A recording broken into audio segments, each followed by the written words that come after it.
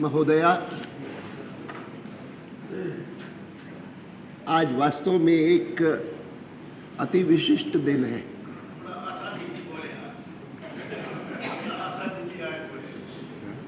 मैं समझा नहीं।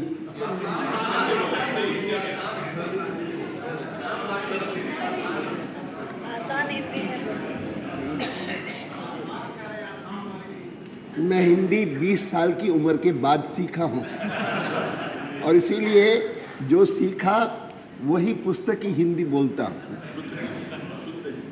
और मैंने देखा है कि देश भर के लोग इस हिंदी को अधिक समझते हैं, जिसको साधारणतः सरल हिंदी करके कहा जाता है। उसको उत्तर भारत के लोग ज़रूर समझते हैं, लेकिन पूरे देश के नहीं समझ पाते। महोदया, मैं क्षमा प्रार्थी हूँ कि मेरा गला आज साथ नहीं दे रहा। 2-3 दिनों से ये कष्ट रहा है, लेकिन मैं जब पीछे मुड़ कर के देखता हूँ तो मेरे जीवन का और मेरे जीवन के प्रमुख घटनाओं का आरंभ स्वतंत्रता प्राप्ति से नहीं होता। अंग्रेज का शासन मैंने देखा और वो जीवन के आरंभिक 20 वर्ष मन की एक ही इच्छा रहती थी कि इस साम्राज्यवाद से मुक्ति कब हो, कैसे हो। और उन दिनों में सचमुच जब महात्मा गांधी के बारे में सुनते थे या उनको 2-1 बार देखने का भी अवसर मुझे कराची में आया, बाद में यहाँ आने के बाद आया, तो सचमुच लगता था कि ऐसे महामानव बहुत विरले ही विश्व में पैदा होते हैं।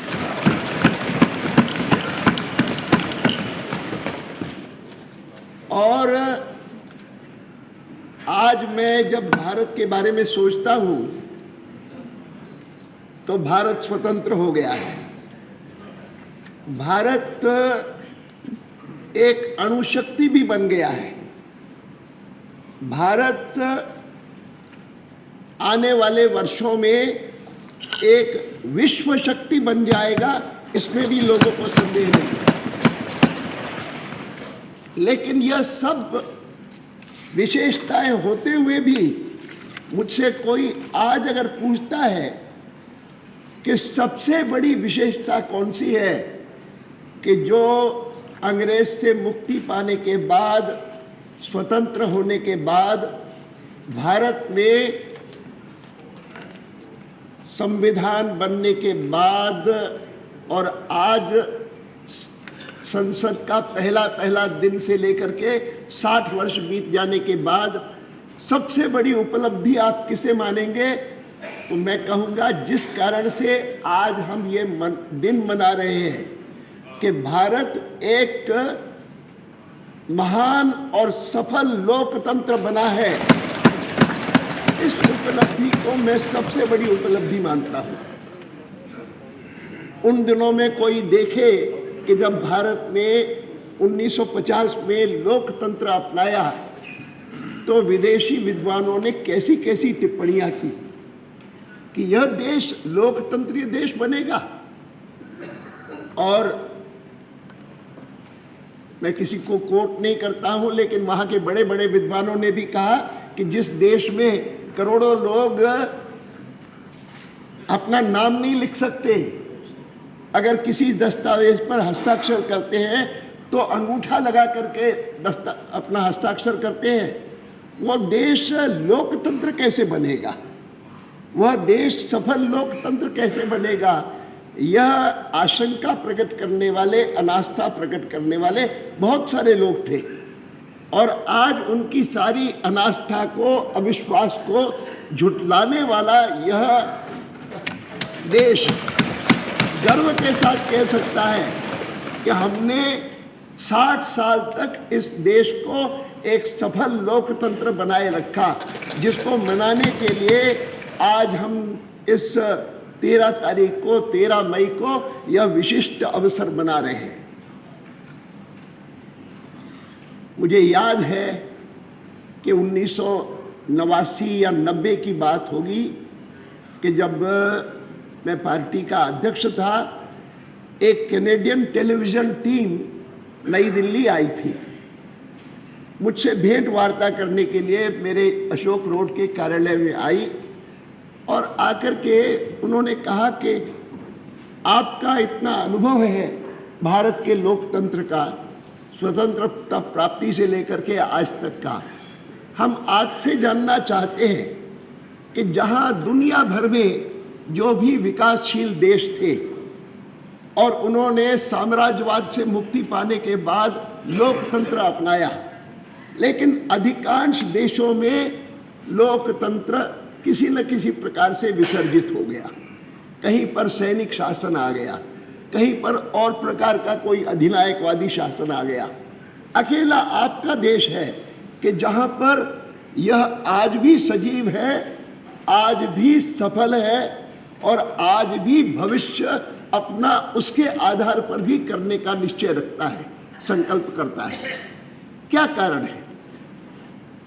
मैंने कहा मैं सोचता हूं तो मुझे एक ही बात सूझती है और वो ये सूझती है कि लोकतंत्र की सफलता के लिए सबसे बड़ा कोई गुण चाहिए तो वो ये चाहिए कि एक विपरीत विचारधारा के बारे में भी सहिष्णुता का भाव हो।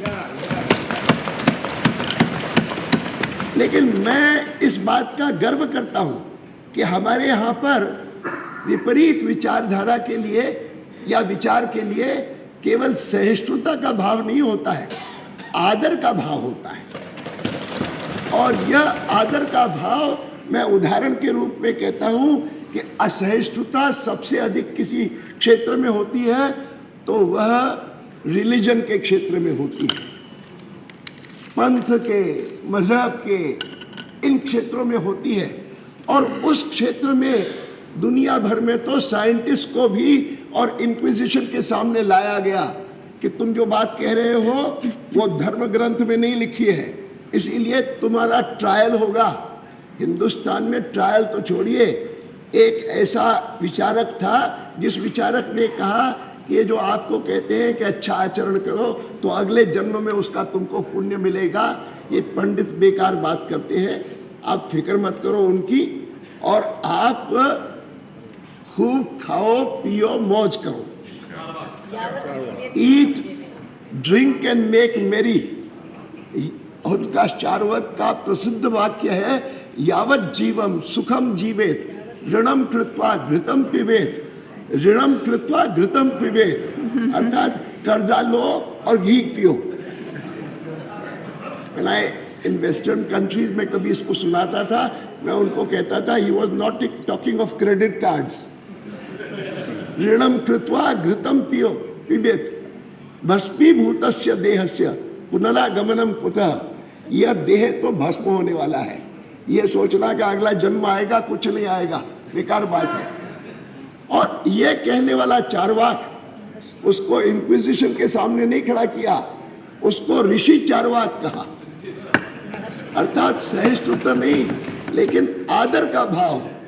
जब पंथ के, मजहब के क्षेत्र में विपरीत विचार वाले का आदर हो, उसको ऋषि कहा जाए, तो आर्थिक, सामाजिक, राजनीतिक क्षेत्र में अगर कोई व्यक्ति कहता है कि पूरा का पूरा राज्य के अधीन होना चाहिए, दूसरा कहे कि सारा का सारा आम जनता के अधीन होना चाहिए, इस पर मतभेद में असहिष्णुता कैसे होगी?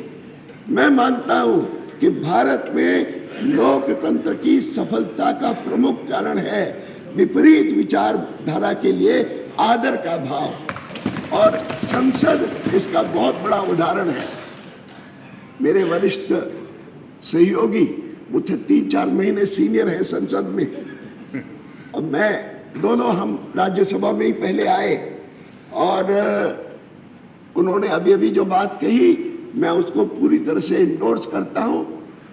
और मैं कहता हूं कि अगर हम एक दूसरे के प्रति आदर का भाव रखेंगे, विपरीत विचारधारा के प्रति आदर का भाव रखेंगे, तो डिबेट के द्वारा ही, बहस के द्वारा ही, विवाद के द्वारा ही हर समस्या का हल निकल आएगा और संसद की समस्या इसी में।